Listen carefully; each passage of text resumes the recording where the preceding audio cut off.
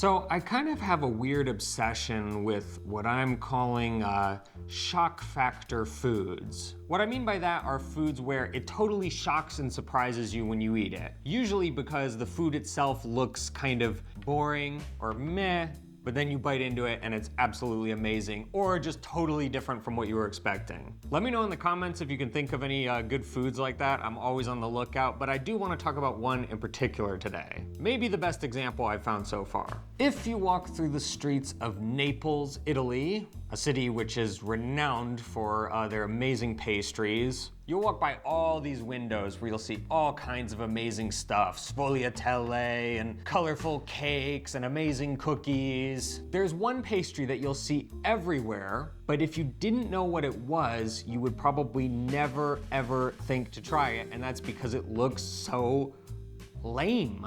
I'm gonna show it to you now. Try not to laugh and stick with me here, okay?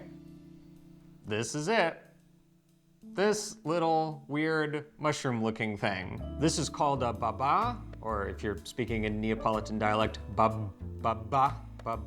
And yeah, it doesn't really look like much. Doesn't look like something that you walk past and you go, I need to get me some of that. Babà is a very surprising food though. So surprising in fact that the first time you eat one, it's almost like you're witnessing a magic trick. Illusion, Michael. It almost seems impossible. Some of you probably already know what the magic trick is if you're familiar with French cooking, because yes, Neapolitans did learn how to make this from the French, but the French learned how to make their croissants from the Italians, so it was a good trade. Naples, as usual, did their own kind of unique thing with it, and this is an absolute classic there. And we would like to show you how they're made today. I think we're gonna kind of do this Penn and Teller style. We're actually going to show you how the illusion is made before we show you the illusion. So stay tuned because this has some surprises in store. Okay, so I see a stand mixer, yeast, I'm assuming salt, sugar, butter, flour, eggs. Is this basically a brioche dough? Yes, but it's a little bit special. Babà is made with a very strong flour. And for strong flour, I mean a flour that has a higher protein content. In this case, I'm using a flour that has about 14.5% of protein. I'm going to add yeast, salt, sugar, all the butter in, and we need the butter room temperature. It needs to be soft. It's very important, it's fundamental for the babà to have at least a stand mixer, because forget that you can do it with your hands. And we start to make our stand mixer works.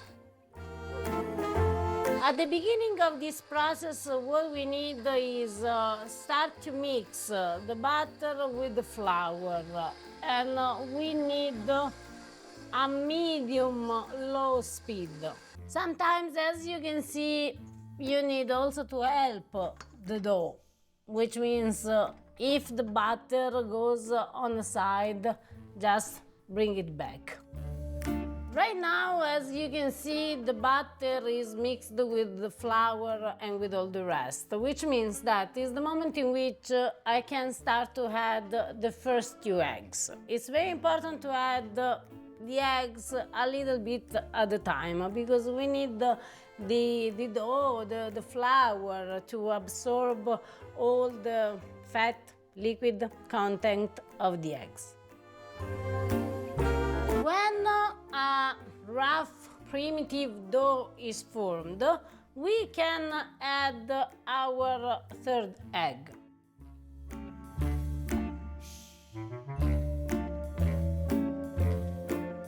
When the dough is attached to the hook, and in Italian we say the dough is incordata. I don't know how to say in English, it's all like that. It's the moment in which we can add the other egg. So far, every egg you've added has taken even longer, so I'm assuming the final egg is going to be a doozy. It's a very long process, but when it's done, Here we see the wild Eva in her natural habitat. Watch as she carefully observes her unwary prey, waiting for the perfect moment to strike. It is at times like these when one can't help but wonder, has this majestic creature ever pondered the expression, a watched kettle never boils? It takes time.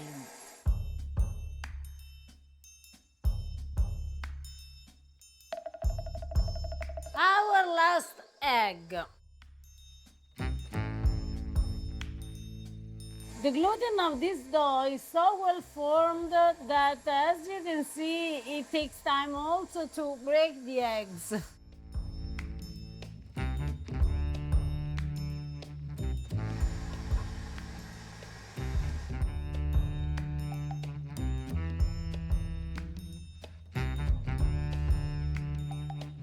Oh my gosh, is it done?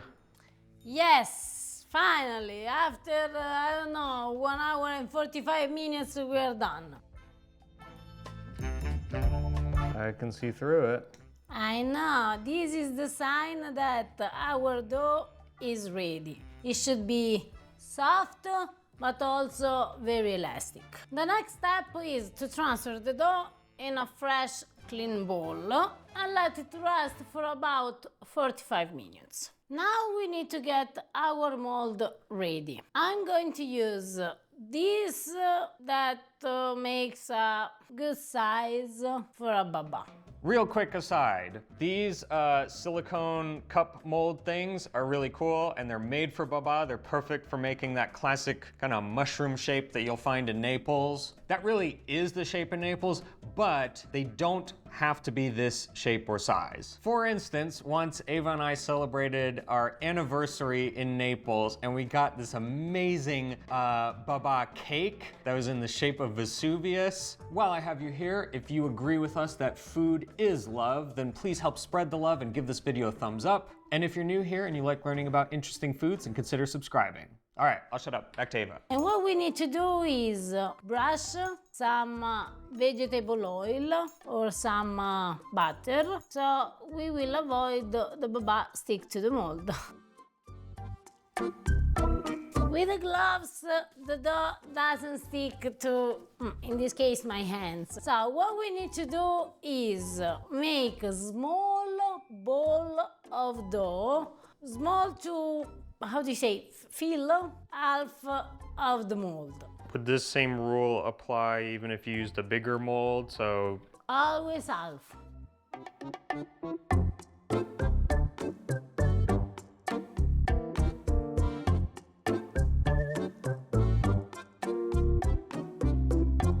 now I noticed that you still have quite a bit of dough. Yeah. Does that mean that we can also make some big babà? Here we can make a babbone.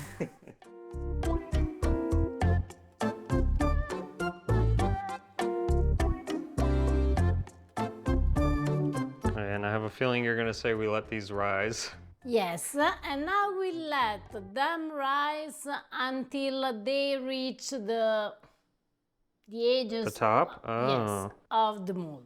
I'm going to let them rise in the oven with the lights on. Obviously the oven is turned off, but with the lights on. In this way they will rise a little bit faster. Oh yeah, those are starting to look like babà.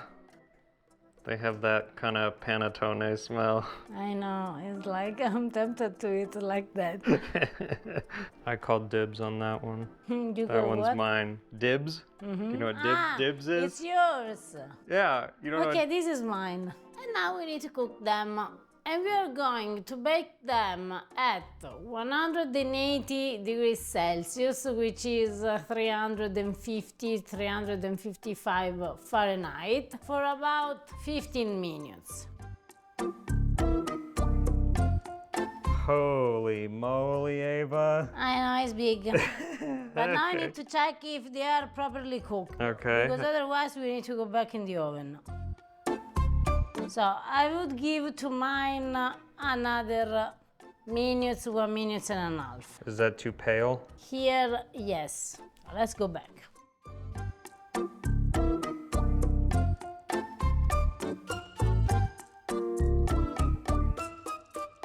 Now we need to take them out of the mold and let them completely cool down. This is not at all what I was expecting. This is like a very hard, firm dough, which is not really at all how these should end up. Because still we need to do 2 or 3 things on this babà. This is the first stage. Now is the moment in which we can make our babà sweet. Because as you saw before, we didn't use a lot of sugar in the dough. But as you can see now, we are going to use some sugar. Just a little bit. To prepare what in Italian we call bagna. Bath? Yes. In order to do that, we need water, sugar, orange zest, and lemon zest. So I assume this is like a simple syrup? This is, for now, a simple syrup. And we need to make it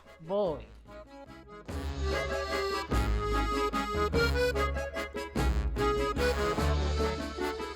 And this is the moment in which we can add the room, because the bagna for the babà is bagna room. Oh, the gloves are on again. See, the babà require a lot of gloves. We have ways of making you talk. What we do with this? We take this and we place here. More than once at the time, because otherwise it will take a whole day. And then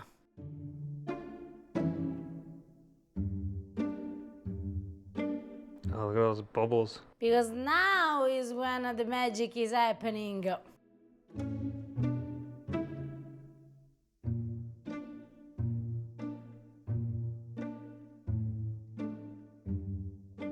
Ah, what are you doing?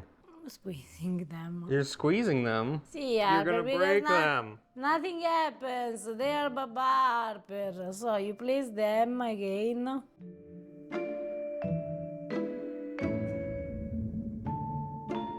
Oh my gosh, it is literally a sponge. It's a sponge. And now, after we soak them, we just leave them here to drain the excess moisture that they have. Do a big one next. I want to see a big one. You're like a baby. Yes. How many times you were in Naples? So many times, but I've never seen these made before. Babbalone. Actually, Harper, Babbalone. Actually, in Naples, this is the size. We made the mini babà over there. This is the size. Don't ruin my fun.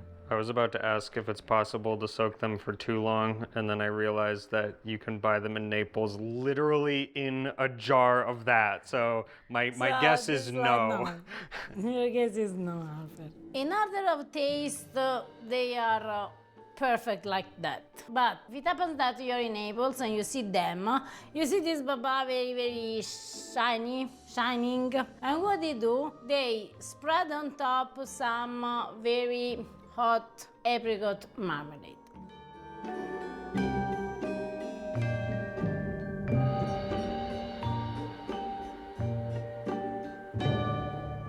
So that brings you up to speed on how babà are made. Ava made these yesterday because the first really important thing to note is that they do need to sit overnight. Because like every dessert, the day after, they are much, much better. There's also another kind of important thing. Do you want to talk about the syrup and how you continue to treat the babà? It's very important that you save some of the syrup before you eat. Every time you keep soaking it. And because they're essentially preserved in alcohol, they have an incredibly long shelf life as long as you keep it saturated in that. From this point of view, Harper, they can be treated like the cake, the fruit cake that you have here in America. It's like you make, then you keep adding alcohol, and they can last forever. Except instead of a dense brick, you have one of the lightest, squishiest, fluffiest doughs you can possibly imagine. All right, should we do it? Same. Do you want to do the honors? And so yeah, if you buy these in the street in Naples, they'll come in a little dish to help contain the rum, but right before they give it to you, they'll do exactly that, and they'll squirt it down with more rum. Oh, I wanted to point out real quick, so how to eat these, because last year on the Pasta Grammar tour, we took our group to Naples and we were at a restaurant and we arranged with the restaurant to get Babà from one of our favorite Babà places in Naples, so that was our dessert. But because they're a restaurant, they served them, you know, like this, like on a plate with a knife and a fork, you know. I felt like it was polite at a restaurant to not be like eating it, you know, with my hand like I would in the street. And then this guy with a heavy Neapolitan accent comes up, he's just like, "What are you doing? It's a babà. You take it and you eat it." So we'll do the same here. Buon appetito. It is completely soaked in that. I mean, it's like holding a completely saturated sponge. But it's so good, so fluffy. The more you soak them, better they are. And when you eat it, it's like, it doesn't even make sense how the dough can still be so perfect and hold up so well. You can bite into it. Any other dough, you would think that it would just dissolve into a mess, but with this... too mushy. This is perfection. No. I think having now seen you go through the process of making it, I understand better how this magic trick, illusion, Michael. this illusion, if you want to call it, is done, because what surprised me, the dough is so soft and fluffy that I expected you to make a very soft and fluffy brioche, but no, it was the opposite. It was a very firm, almost hard dough, and then it's the soaking that rehydrates it. If this kind of dough has a lot of fat inside or a lot of sugar, it becomes too mushy. While if it's a pretty dry dough, can absorb the syrup and be like that without any problem. In Napoli, when something is really beautiful, really good, something or someone, they say "Sinu Babà," which means yes, which means you are a babà. Just to make you understand how good is a babà. Sinu Babà. Now, we serve the babà in the most easy and simple way because a babà actually doesn't need anything else. But if you want to exaggerate, you can actually open a babà, stuff a babà with custard and sour cherries, or with, I don't know, pistachio custard, whipped cream, whatever you want. See, I don't like those because it ruins the surprise. What I love about these is how they look just so plain and boring. It just looks like, I don't know, like a little piece of sponge cake or something. And then when we give them to people on the tour and it's the first time they've ever had them, they just bite into it. They're like, whoa, like what is that? What just happened? I love that. It's so much fun. That usually is the reaction that we get from people. Like one of our other favorite shock factor desserts is pasté di mandorla, these amazing little cookies. They look just like dry, brittle cookies, and then you bite into it and you have the most glorious, gooey cookie you could possibly imagine. And this pasta Grammarian made the very excellent pistachio version of that. They look excellent, well done. Now I want one of them. I know that this is not exactly the most accessible recipe ever, but if you do try the babà recipe, tag us on a picture on Instagram or Facebook at Pasta Grammar. All right, we'll see you guys next time. Ciao. Now, question. When you have the big one, do you think then it's acceptable to use a knife and fork? Absolutely not. No? You got it really... See, but it's a babà. Okay, challenge accepted.